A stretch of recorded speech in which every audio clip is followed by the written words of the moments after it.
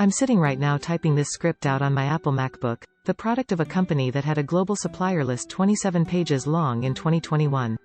In the same room I have nutritional supplements that I ordered online from the UK. A Samsung Smart TV that was probably made in South Korea. And Nike shoes that could have been made anywhere from countries as far apart as China and Brazil. Globalization has undoubtedly made life better, but it is, at the same time, at the risk of sounding cliched, a double-edged sword. A fact best proven by the COVID pandemic that spread from China to almost every city on the face of the earth in record time. Globalization is also the reason why the Russian war on Ukraine is not simply a war on Ukrainian territory that ends at the borders of Ukraine and Russia. The war has already devastated Ukraine's economy and tipped Russia's economy into a recession. But its effects are also being felt around the world through several different channels, including trade, financial flows, commodity markets, displaced people and market confidence. And have dampened near-term global economic prospects. It has proven to be especially disruptive since it occurred at a time when countries around the world were still reeling from the impact of the COVID pandemic, trying to deal with the loss of human capital and severe supply chain bottlenecks, among other issues. It has shaken up, and continues to shake up, global recovery efforts, especially through its impact on commodity markets. According to a report by the World Bank, Russia and Ukraine are major exporters of many commodities. The war has caused their prices to increase and become volatile. This has happened atop already rising inflation in the wake of COVID, as the demand for commodities was recovering while their inventories were plunging. Russia is the single largest exporter of wheat and accounts for 18% of all global wheat exports, while Ukraine accounts for another 7%. Russia is also the largest exporter of natural gas and accounts for 25% of global supply.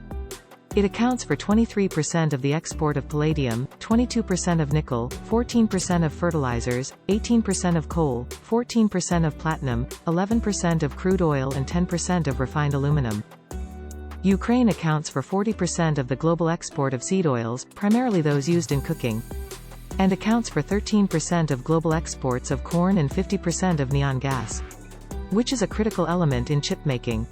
Lower crude oil production by OPEC Plus also didn't bode well for global economic prospects. Higher energy prices reverberate across supply chains. And push up prices of transport and commodities, especially energy-intensive ones like fertilizers and aluminum. The optimal functioning of supply chains is essential for the global economy.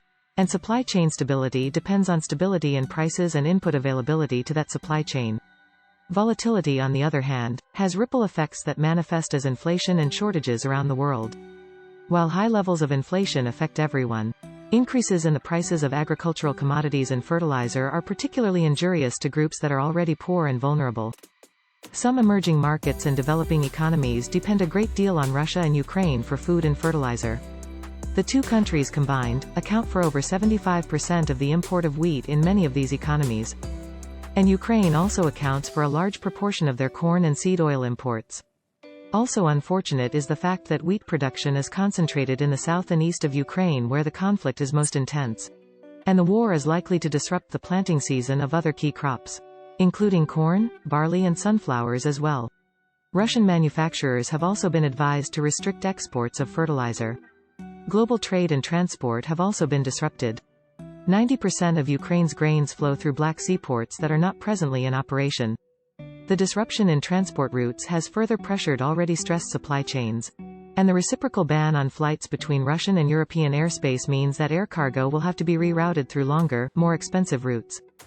While the impact of the war is undoubtedly being felt around the world in some form or the other, not all countries across the globe have been equally affected by it. As is to be expected, those that traded more heavily with Russia and Ukraine have suffered a larger blow. One such casualty is Europe, that used to rely heavily on Russia for its energy needs, and has been dealing with a severe energy crisis since it began.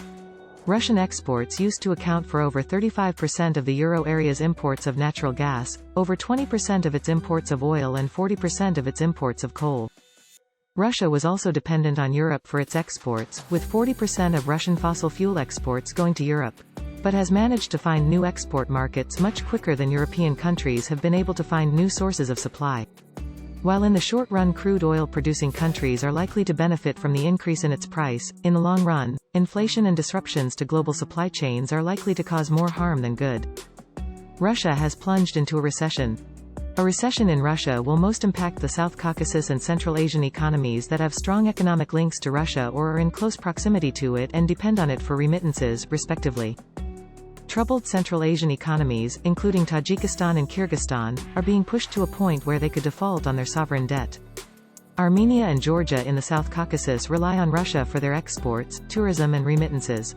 And also depend heavily on wheat imported from Russia, all of which have been affected because of the war. The cost of borrowing for governments has also increased since the war began, while global stock prices fell sharply at its onset and have been exhibiting significant volatility since.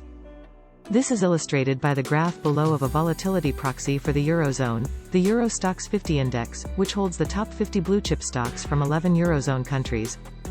A similar index for the United States known as the VIX has also been similarly volatile, but perhaps to a lesser degree than the European one.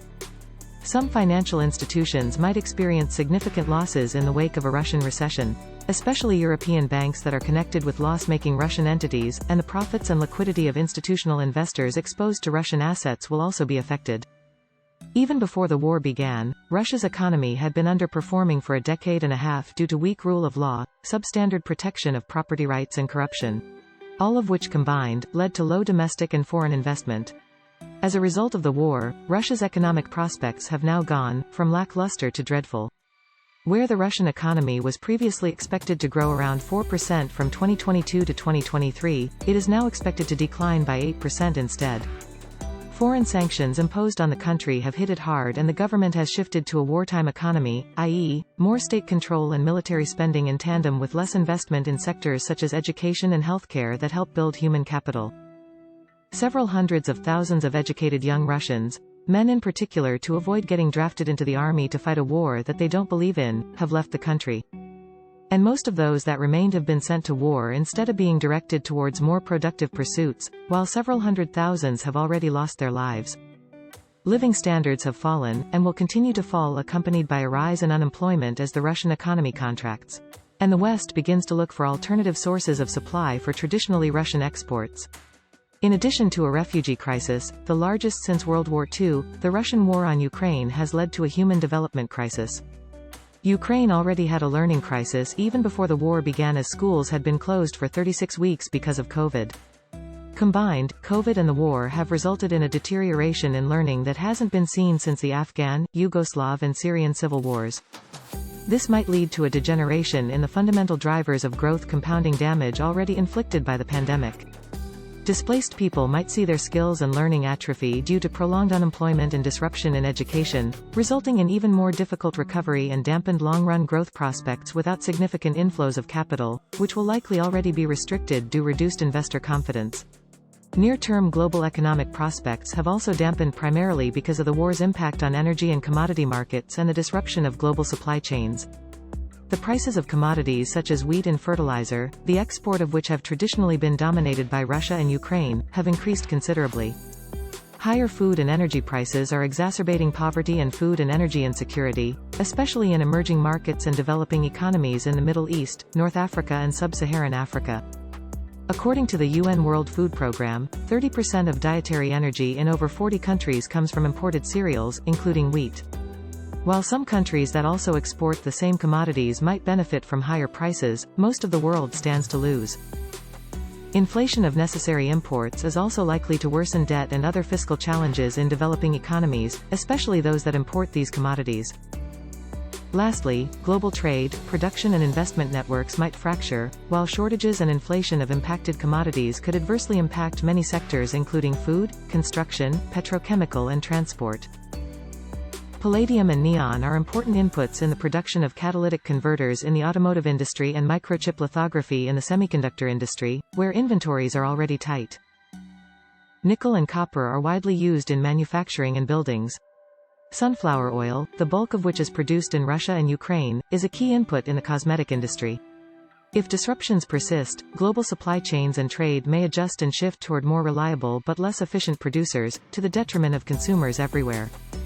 The longer the war goes on, the worse the overall prospects will be for the global economy. Global investor confidence will remain shaky, global growth will weaken, food insecurity will worsen and financing costs and sovereign debt default risks will go up in several countries, especially developing ones. The war will also increase political uncertainty and could lead to fragmented global trade and foreign investment, channels that have previously played a fundamental role supporting growth, poverty reduction and food and energy security. These risks are all the more acute given that the war has occurred in the wake of COVID, which had already left several economies with high debt and resulted in the depletion of key commodities like wheat and oil. All of these risks are interrelated and mutually amplifying and could possibly lead to a hard landing for the global economy. If you made it this far, thank you for your time. Follow me and subscribe to stay with me in future posts about investing, economics, finance and business. If you have any related topics that you'd like for me to cover, please drop them in the comments below.